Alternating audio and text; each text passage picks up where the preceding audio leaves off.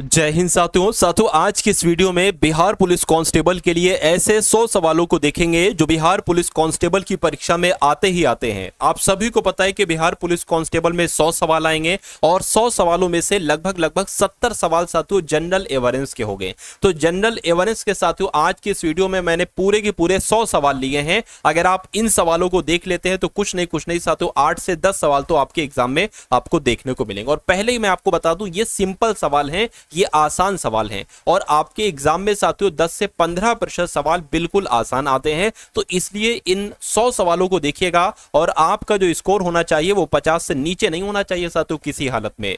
100 में से 50 सवालों के जवाब आपको पहले से ही मालूम होना चाहिए। चलिए तो पहला सवाल है, कह रही कि भारत की पहली महिला प्रधानमंत्री कौन थी? तो मैं कहूंगा इंदिरा गांधी। अगर आपका जवाब है तो बिल्कुल सही है। उसके बाद देखिए प्लासी का युद्ध कब लड़ा गया था? तो प्लासी का युद्ध साथियों कब लड़ा गया था? 1757 में लड़ा गया था। बिल्कुल सही जवाब जिनका भी ए है। अच्छा, किसके किसके बीच लड़ा गया था ये आप लोग एक बार कमेंट में मुझे बताइए, मैं भी तो देखूं कि तैयारी आपकी कितनी है। कह रही कि भारतीय संविधान के जनक किसे माना जाता है? तो भारतीय संविधान का जनक डॉक्टर भीमराव अंबेडकर को कहा जाता है। ये आपको याद रखना है, आपको मालूम भी होगा पहले से। भारत के पहले राष्ट्रपति साथियों कौन थे आपसे पूछा जा रहा है? तो डॉक्टर राजेंद्र प्रसाद कौन थे? ये भारत के पहले राष्ट्रपति थे। राइट आंसर आपका बी होगा। उसके बाद देखिए कह रहे कि सत्य के साथ मेरे प्रयोग, ये किसकी आत्मकथा है? सत्य के प्रयोग किसकी आत्मकथा है? तो ये महात्मा गांधी जी की आत्मकथा है। ये भी आपको मालूम होना चाहिए। उसके बाद देखिए साथियों आप लोग काउंट करते रहिए कि कितने सवालों के जवाब आपको पहले से मालूम है और जितने सवालों के जवाब आपको पहले से नहीं मालूम है उन सवालों को आप लोग तैयार कर लीजिए। यही आपके लिए साथियों फायदेमंद होगा। चलिए तो अब बात करें भारत छोड़ो आंदोलन कब शुरू हुआ था? तो आपका जवाब अगर 1942 है तो बिल्कुल सही है। अगला क्वेश्चन देखिए, संविधान सभा की पहली बैठक की अगर बात करें तो साथियों ये कब हुई थी? फटाफट मुझे बताइए। संविधान सभा की पहली बैठक साथियों कब हुई थी? 1946 में हुई थी। आपको याद रखना है, आंसर आपका बी होगा। उसके बाद देखिए भारतीय राष्ट्रीय कांग्रेस की स्थापना किस वर्ष की गई थी? तो 1857 में नहीं साथियों 1885 में भारतीय राष्ट्रीय कांग्रेस की स्थापना की गई थी। राइट आंसर आपका बी होगा। और अगला सवाल देखिए करके भारत का पहला गवर्नर जनरल कौन था? तो कौन थे साथियों? लॉर्ड कर्जन थे? नहीं। माउंटबेटन थे? नहीं साथियों। लॉर्ड विलियम बेंटिक क्या थे? ये भारत के पहले गवर्नर जनरल थे। आंसर आपका जाएगा सी के साथ। उसके बाद देखिए अगला सवाल है कह रहे कि भारत का संविधान लागू कब हुआ? ये आप लोग बता दीजिए। तो ये तो आपको मालूम होना चाहिए साथियों 26 जनवरी 1950 को भारत का संविधान लागू हुआ। तो 10 सवाल हो चुके हैं साथियों, धीरे धीरे 100 सवालों को हम लोग कंप्लीट करेंगे। कह रहे कि भारत का सबसे बड़ा राज्य क्षेत्रफल की दृष्टि से कौन सा है? मुझे बताइए। तो सबसे बड़े अगर राज्य की बात करते हैं यानी कि क्षेत्रफल के दृष्टिकोण से तो राजस्थान आपके सवाल का बिल्कुल सही जवाब हो जाएगा। उसके बाद देखिए साथियों अगला सवाल कह रहे कि गंगा नदी का उद्गम स्थल कहां है? यानी कि गंगा नदी साथियों कहां से निकलती है? यमुनोत्री से नहीं, बद्रीनाथ से नहीं, ये गंगोत्री से निकलती है। आंसर आपका जाएगा ऑप्शन नंबर सी के साथ। उसके बाद देखिए करके कर्क रेखा भारत के कितने राज्यों से होकर गुजरती है? तो इस सवाल का जवाब मैं आपको कई बार दे चुका हूं। भारत के कितने राज्यों से होकर गुजरती है कर्क रेखा? 8 राज्यों से होकर गुजरती है। उसके बाद देखिए भारत की समुद्री सीमा की लंबाई कितनी है? ये आपको यहां पर बताना है। तो साथियों कितनी भारत की समुद्री सीमा की लंबाई? 7516 किलोमीटर है। क्या 7516 किलोमीटर ये भारत की समुद्री सीमा की लंबाई है? ये आपको याद रखना है। उसके बाद देखिए कह रहे कि किस राज्य को भारत का धान का कटोरा कहा जाता है? तो किसको कहा जाता है साथियों? छत्तीसगढ़ को भारत का धान का कटोरा कहा जाता है। ये क्वेश्चन बहुत इंपॉर्टेंट है और आपके एग्जाम में साथियों इस बार आएगा ही आएगा। कौन सी झील भारत की सबसे बड़ी मीठे पानी की झील है? तो किस झील की बात चल रही है? मैं कहूंगा साथियों वूलर झील की बात चल रही है। यानी कि वूलर झील ही सबसे बड़ी मीठे पानी की झील है। अगला देखिए सबसे ऊंची चोटी माउंट एवरेस्ट ये किस पर्वत श्रृंखला में है? क्या ये किस पर्वत श्रृंखला में है? तो मैं कहूंगा साथियों ये हिमालय पर्वत श्रृंखला में है। आंसर आपका जो जाएगा वो ऑप्शन नंबर डी होगा। उसके बाद देखिए भारत में सबसे अधिक वर्षा किस राज्य में होती है? तो अगर बात करते हैं साथियों केरल, असम, मेघालय, तमिलनाडु, तो मेघालय आपके सवाल का बिल्कुल सही जवाब हो जाएगा। अगला सवाल कह रहे कि सतलुज नदी कहां से निकलती है? फटाफट बताइए। तो सतलुज नदी तो साथियों कहां से निकलती है? मानसरोवर से निकलती है। आंसर आपका जाएगा ए के साथ। उसके बाद देखिए थार मरुस्थल किस राज्य में स्थित है? तो अगर आपके एग्जाम में पूछा जाए थार मरुस्थल कहां पर है तो राजस्थान साथियों आपको बता देना है। शरीर में खून को शुद्ध करने वाला अंग कौन सा है? हमारी बॉडी में साथियों जो किडनी है, यानी कि जो गुर्दे एक तरीके से ये हमारे ब्लड को शुद्ध करते हैं। आंसर आपका जाएगा ऑप्शन नंबर डी के साथ। उसके बाद देखिए अगला क्वेश्चन, विटामिन डी का मुख्य स्रोत साथियों क्या है? यानी कि विटामिन डी हमें दूध से मिलती है, धूप से मिल सकता है ना, या साथियों मछली से, अंडे से। तो धूप यहां पर आपका जवाब हो जाएगा, राइट आंसर आपका बी होगा। उसके बाद देखिए साथियों ये सारे के सारे सवाल आप लोग तैयार कर लीजिए, अपने मनोमस्तिष्क में स्टोर कर लीजिए, क्योंकि आपको परीक्षा में यहां से सवाल देखने को मिलेंगे। बेशक ये सवाल आसान है, हलवा है, लेकिन क्या हलवा सवाल आपकी परीक्षा में नहीं पूछे जाते? बिल्कुल साथियों, 10 से 15 से 20% सवाल हलवा ही पूछे जाते हैं। तो अगर आपको उन पर के 20% अगर सवाल आसान आ रहे हैं तो वो 20 के 20 आपके सही होना चाहिए। तो इन 100 सवालों को साथियों रट कर जाइएगा, घोल कर पी लीजिएगा। कह रहे कि पृथ्वी सूर्य का चक्कर है ना, एक चक्कर कितने समय में लगाती है? तो कितने समय में लगाती है साथियों? 365 दिन में लगाती है। उसके बाद देखिए मानव शरीर की सबसे बड़ी ग्रंथि साथियों कौन सी होती है? ये बात आपको यहां पर बताना है। साथियों यहां पर मैं आपको बता देना चाहता हूं कि अगर आप अपने बिहार पुलिस कांस्टेबल के एग्जाम को 100% क्रैक करना चाहते हैं तो मैं आपको 3 पीडीएफ सजेस्ट करूंगा। अगर ये 3 पीडीएफ आप पढ़ लेंगे तो आपका पेपर बहुत आराम से निकल आएगा। देखिए सबसे पहले आपको क्या दिया जाएगा, जो पिछली साल बिहार पुलिस कांस्टेबल का पेपर हुआ था ना साथी, वो प्रीवियस ईयर की शिफ्ट दी जाएंगी। क्योंकि ये हर एग्जामिनर करता है कि जो भी पेपर ले रहा है, जैसे एसएससी का पेपर ले रहा है, तो वो पिछले सालों में से लगभग 50 से 60% क्वेश्चन उठाता है। उसके अलावा बिहार पुलिस का पेपर है तो यहां से भी साथियों 50% के आसपास क्वेश्चन उठाए जाएंगे पिछली शिफ्टों में से। तो अगर ये पीडीएफ आप देख लेंगे तो जितने 50% क्वेश्चन अगर आ रहे हैं या 60 आ रहे हैं तो ये आपके कवर अप हो जाएंगे। उसके अलावा साथियों 10 मॉडल पेपर आपको दिए जा रहे हैं। जैसा इस बार पेपर आ सकता है ना, वैसे आपको 10 मॉडल पेपर दिए जा रहे हैं, हल सही दिए जा रहे हैं, सॉल्यूशन के साथ दिए जा रहे हैं, 100 प्रश्नों के दिए जा रहे हैं। उसके अलावा साथियों इंपॉर्टेंट करंट अफेयर की पीडीएफ भी आपको दी जा रही है। तो मेरा मानना है साथियों अगर ये सारी पीडीएफ आप पढ़ लेते हैं, इनको सरसरी निगाहों से भी देख लेते हैं अपने एग्जाम से पहले तो तकरीबन 75% कंटेंट आपका यहां से फंसेगा। यानी कि 100 में से 75 सवाल यहां से आपको देखने को मिलेंगे। तो अगर आपकी तैयारी कम हुई है या आपको लगता है कि इस बार सिलेक्शन आपका रुक सकता है, नहीं तैयारी हो पाई किसी वजह से, तो इस पीडीएफ को ले लेना। अपनी परीक्षा से पहले जितने भी दिन बचे हो, 1 दिन बचे हो, 2 दिन बचे हो, जितना भी समय बचा हो साथियों, एक बार इन क्वेश्चन को सरसरी निगाहों से देखकर चले जाना। मेरा मानना है पेपर आपका साथियों निकल जाएगा बड़े आराम से। चलिए तो अब बात करते हैं सवाल की। कह रहे हैं साथियों यहां पर मानव शरीर की सबसे बड़ी ग्रंथि कौन सी होती है? तो यकृत होती है। यकृत कहां पर लिखा हुआ है? ऑप्शन नंबर बी में लिखा हुआ है। उसके बाद देखिए पानी का रासायनिक सूत्र आपसे पूछा जा रहा है। तो साथियों पानी का रासायनिक सूत्र क्या होता है? आपको याद रखना है H2O होता है। उसके बाद देखिए अगला सवाल कह रहे कि डीएनए का पूरा नाम क्या है, यानी कि डीएनए की फुल फॉर्म क्या होती है? तो साथियों डीएनए की full form dynamic nucleic acid होती है। मैं कहूंगा साथियों नहीं। उसके अलावा क्या डाईऑक्सी राइबो न्यूक्लिक एसिड होती है? बिल्कुल सही साथियों, डीएनए की फुल फॉर्म क्या होती है? डाईऑक्सी राइबो न्यूक्लिक एसिड होती है। आंसर आपका जाएगा ऑप्शन नंबर बी के साथ। अगला सवाल आपकी स्क्रीन पर है, देखिए सवाल को और बताइए सही जवाब आपका क्या हो सकता है, बताइए भाई।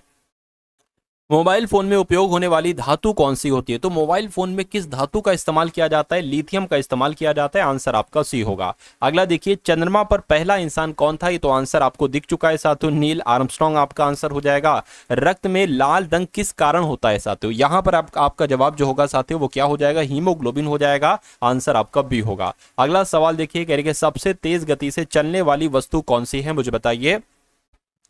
तो यहां पर अगर बात करें साथियों प्रकाश आपका राइट आंसर हो जाएगा, क्योंकि प्रकाश की गति इनमें से सबसे तेज होती है।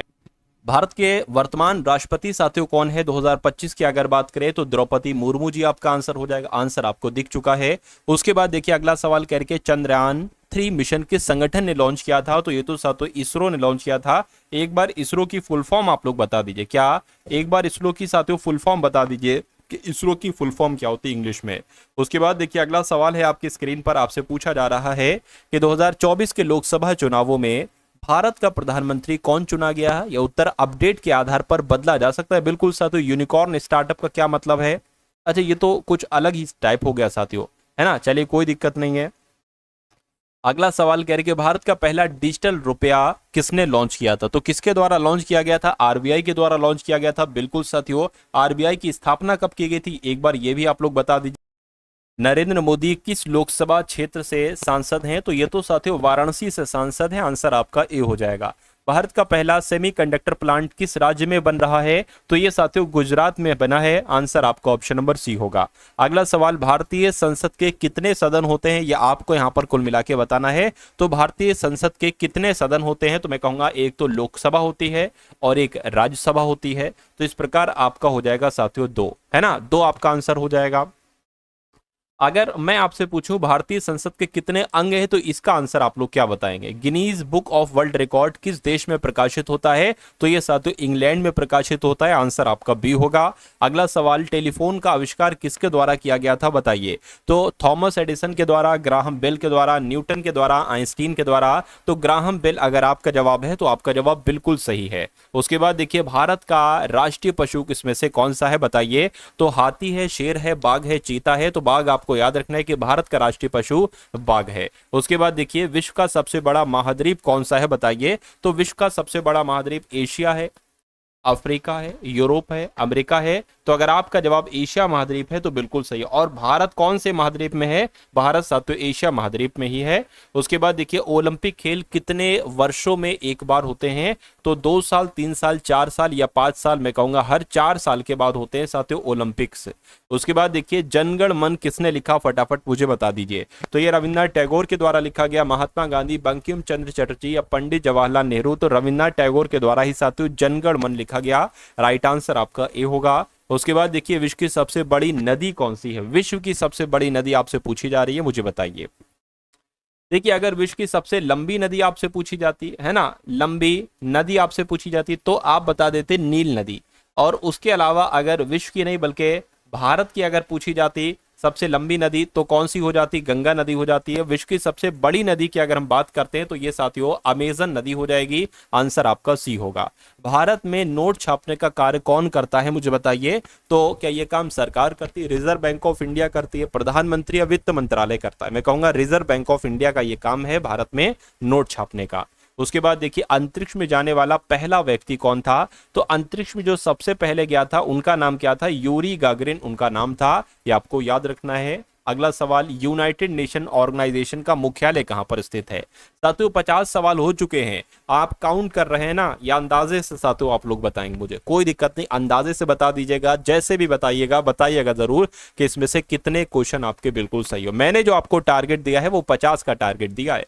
यूनाइटेड नेशन ऑर्गेनाइजेशन का मुख्यालय साथियों न्यूयॉर्क में स्थित है। तो जिनका भी आंसर ऑप्शन नंबर बी है तो बिल्कुल सही है। गोदान उपन्यास किसने लिखा? ये तो आंसर ही आपको सामने दिख गया, मुंशी प्रेमचंद्र साथियों इसके उपन्यासकार हैं गोदान के। भरतनाट्यम किस राज्य के शास्त्रीय नृत्य शैली है? साथियों मुझे बताइए। तो ये तो तमिलनाडु में किया जाता है। भरतनाट्यम कहाँ किया जाता है? साथियों तमिलनाडु में किया जाता है।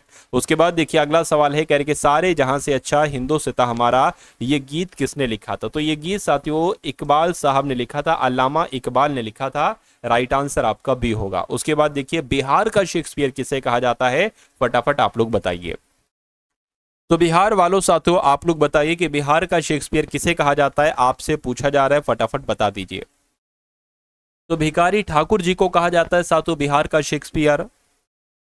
उसके बाद देखिए, कह रहे कि कौन सा त्योहार को रंगों का त्योहार कहा जाता है? आप अपनी ईमानदारी दिखाइए, आप आंसर मत देखिए।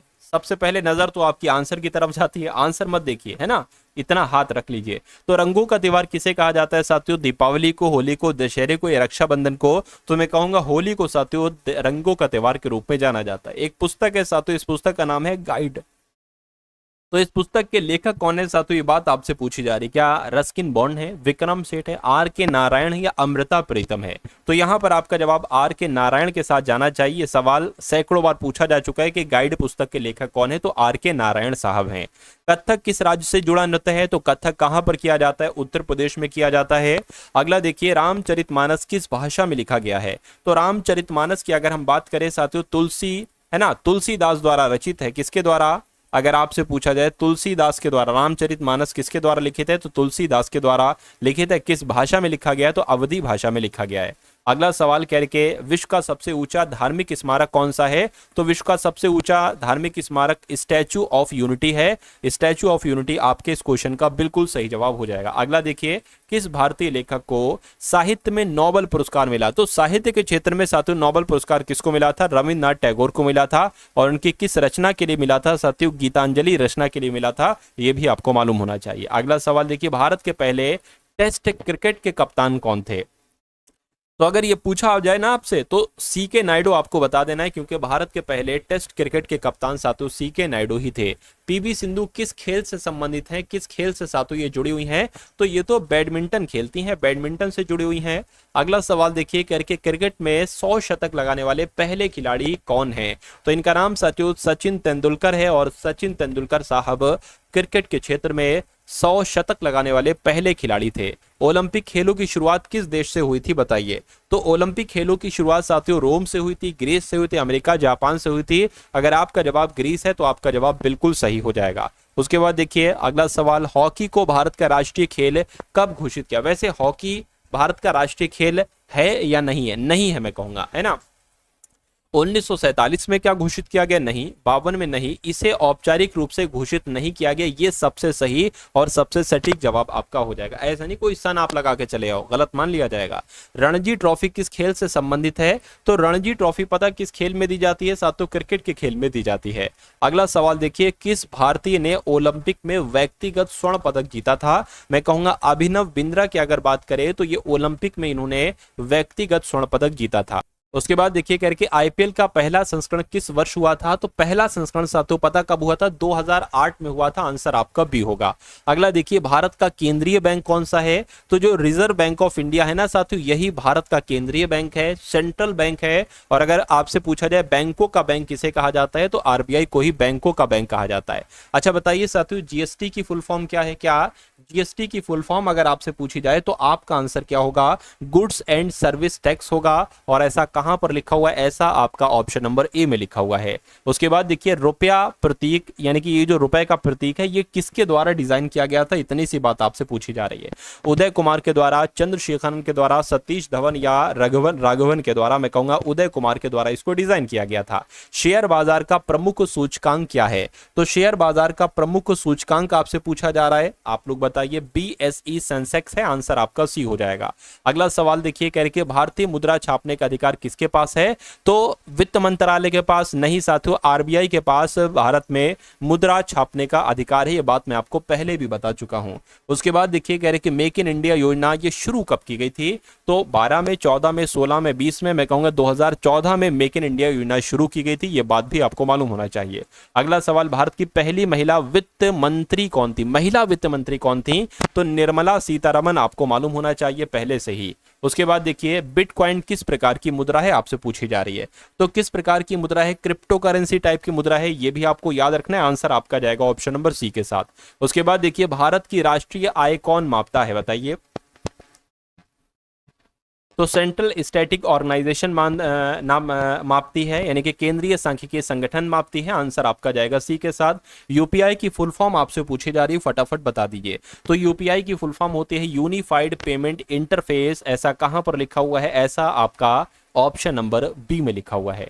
अगला देखिए कह रहे कि मोबाइल फोन का आविष्कार किसने किया? तो मोबाइल फोन का आविष्कार पता किसके द्वारा किया गया साथियों? मार्टिन कूपर के द्वारा किया गया। किसके द्वारा?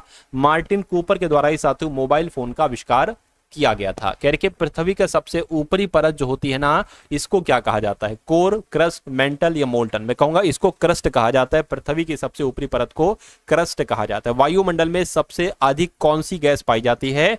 तो ऑक्सीजन नहीं, कार्बन डाइऑक्साइड, हाइड्रोजन नहीं साथियों, नाइट्रोजन गैस सबसे अधिक मात्रा में पाई जाती है वायुमंडल में। पत्तियों का हरा रंग किस कारण से होता है? तो पत्तियों का हरा रंग जो होता है ना साथियों, वो क्लोरोफिल की वजह से होता है। आंसर आपका जाएगा बी के साथ। अब उसके बाद देखिए अगला सवाल कह रहे कि सीपीयू की फुल फॉर्म क्या होती है? एक बार कमेंट में आप लोग बताइए एएलयू की फुल फॉर्म क्या होती है? एएलयू की फुल फॉर्म क्या होती है मुझे आप लोग बताइए। और सीपीयू की फुल फॉर्म मैं आपको बता दे रहा हूं, सेंट्रल प्रोसेसिंग यूनिट होती है। ये कहां पर लिखी हुई साथियों? ऑप्शन नंबर बी में लिखी हुई है। उसके बाद देखिए, भारत का पहला उपग्रह कौन सा था बताइए? तो भारत का पहला उपग्रह जो था ना साथियों, वो आर्यभट्ट था। क्या? भारत का पहला उपग्रह जो था वो आर्यभट्ट था, ये आपको याद रखना है। अगला सवाल, ओजोन परत किस गैस से बनी होती है? तो ओजोन परत साथियों O3 गैस से बनी होती है। आंसर आपका जाएगा सी के साथ। अगला देखिए, अगला सवाल है कह रहे कि कंप्यूटर में डेटा संग्रहण की सबसे बड़ी इकाई कौन सी होती है? तो इसमें से सबसे बड़ी इकाई की अगर बात करें, किलोबाइट, मेगाबाइट, गीगाबाइट या टेराबाइट? टेराबाइट होती है साथियों, टेराबाइट आपका आंसर हो जाएगा। सौर मंडल का सबसे बड़ा ग्रह कौन सा होता है? सबसे बड़ा ग्रह साथियों तो बृहस्पति ग्रह होता है ना। सबसे छोटा ग्रह कौन सा होता है बताइए जरा। ब्लूटूथ किसके लिए प्रयोग किया जाता है? तो ब्लूटूथ का इस्तेमाल साथियों फाइल ट्रांसफर के लिए किया जाता है, या वाईफाई के लिए किया जाता है, डेटा स्टोरेज के लिए किया जाता है, या वेब ब्राउजिंग के लिए किया जाता है? आपसे कुल मिला के पूछा जा रहा है। चलिए देखिए, कहते नहीं अपना ब्लूटूथ ऑन करो, कुछ भेजना है, तो वो कह सकते हैं सबसे सटीक जवाब आपका फाइल ट्रांसफर ही हो पाएगा, है ना। फोटो अगर भेजना है तो तब भी साथियों किया जाता है, लेकिन ये बहुत पहले किया जाता था, अब के समय में साथियों नहीं किया जाता है। साथियों 90 सवाल तो आपके हो गए बहुविकल्पीय। अब 10 सवाल हम लोग देख लेते हैं वन लाइनर। इसमें से देखिए जरा कितने सवाल आपके सही जाते हैं। तो भारत का राष्ट्रीय फल कौन सा है? आम है, ठीक है। विश्व पर्यावरण दिवस कब मनाया जाता है? 5 जून को मनाया जाता है, ठीक है। ये भी आपको साथियों मालूम है, चलिए कोई दिक्कत नहीं। उसके बाद अगर बात करें कि गूगल का सीईओ कौन है, तो सुंदर पिचाई गूगल के सीईओ हैं, ठीक है। अगला सवाल देखिए, कह रहे ताजमहल किसने बनवाया था? तो शाहजहां ने बनवाया था, बिल्कुल सही है। उसके बाद अगर बात करें भारत का राष्ट्रीय पेड़ कौन सा है? तो भारत का राष्ट्रीय पेड़ बरगद है, ठीक है। उसके बाद देखिए कह रहे सबसे छोटा महाद्वीप कौन सा है? तो ऑस्ट्रेलिया महाद्वीप सबसे छोटा महाद्वीप है। किस ग्रह को लाल ग्रह कहा जाता है? तो मंगल ग्रह को लाल ग्रह कहा जाता है। पृथ्वी को साथियों कौन सा ग्रह कहा जाता है? पृथ्वी को नीला ग्रह कहा जाता है। क्या पृथ्वी को साथियों नीला ग्रह कहा जाता है? ये भी आप लोग याद रखेंगे। WHO का मुख्यालय कहां पर है? तो साथियों WHO का मुख्यालय यानी कि वर्ल्ड हेल्थ ऑर्गेनाइजेशन है ना, वर्ल्ड हेल्थ ऑर्गेनाइजेशन, विश्व स्वास्थ्य संगठन, इसका मुख्यालय स्विट्जरलैंड के जेनेवा में है। 26 जनवरी को भारत में क्या मनाया जाता है? तो गणतंत्र दिवस मनाया जाता है। भारत के पहले उपराष्ट्रपति कौन थे? तो साथियों सर्वपल्ली राधाकृष्णन, ये पहले उपराष्ट्रपति थे भारत के, ये भी आपको साथियों मालूम होना चाहिए। तो ये पूरे साथियों 100 सवाल आप लोगों ने देखे बिहार पुलिस कांस्टेबल एग्जाम के लिए। ये क्लास आपको कैसी लगी? एक बार इस क्लास को लाइक कीजिएगा। चैनल पर अगर नए हैं तो चैनल को साथियों सब्सक्राइब आप लोग जरूर कर दीजिएगा टारगेट सिलेक्शन को। उसके अलावा साथियों मैं आपको 2 काम बता रहा हूं, अगर ये 2 काम आप कर लेते हैं तो मेरा मानना है पेपर आपका साथियों क्रैक हो जाएगा। पहला काम मैं आपको बता रहा हूं कि जिस PDF के बारे में मैंने आपको बताया था वो PDF आप ले लेना, और डिस्क्रिप्शन में एक प्लेलिस्ट का लिंक दिया गया है, उस प्लेलिस्ट को पूरा साथियों क्रैक कर डालना, पूरा घोल कर पी जाना, पेपर आपका साथियों क्रैक हो जाएगा। यानी कि अगर ये 2 चीजें हैं तो ये समझ लीजिए साथियों चयन आपका बिहार पुलिस कांस्टेबल में बहुत आराम से हो जाएगा। तो साथियों कुल मिला के कितनी PDF मैंने आपको बताई है? 3 PDF मैंने आपको बताई है, और प्लेलिस्ट में साथियों कुछ क्लासेस मैंने आपको वहां पर दी है। तो इन सारी चीजों को आप करिएगा, है ना। सिर्फ 45 रुपीज में आपको PDF दी जा रही है, प्लेलिस्ट का लिंक आपको फ्री में दिया जा रहा है ना। उसके अलावा साथियों जितनी भी अब क्लासेस हो टारगेट सिलेक्शन चैनल पर, उन सभी क्लासेस को आप लोग लीजिए। मेरा मानना है कि आपके हाथ में सफलता आएगी, आपको हार का सामना नहीं करना पड़ेगा। चलिए तो मिलते हैं हम सभी लोग आने वाली वीडियो में। जय हिंद साथियों।